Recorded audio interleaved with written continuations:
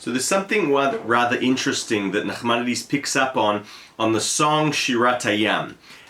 Looking at the flow, and in fact the Midrash picks up on this, we see at the start, we're told how the Egyptians are drowned and, you know, the whole big miracle.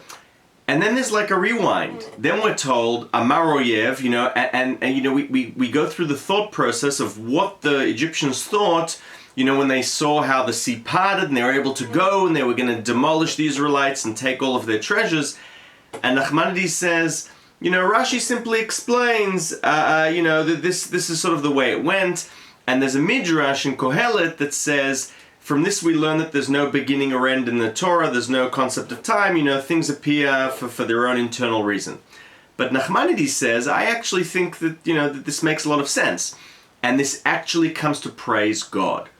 Because when you think of, and this, you know, brings out Nachmanides as the sort of you know, the analyzer of this beautiful song.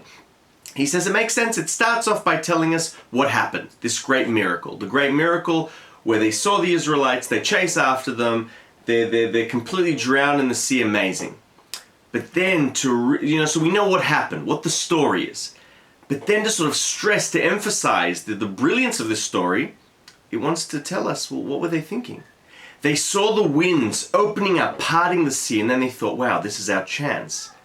This is done for us. We're going to go in, we're going to chase them, we're going to get them, we're going to take everything, right? So the idea is God's miracle not only enabled the Israelites to go, but it also served as vengeance against the Egyptians. And this, Nachmanides says, is why the song, it creates this sort of climax. Not only the miracle that enabled the Israelites to leave and then the revenge, but what led to this.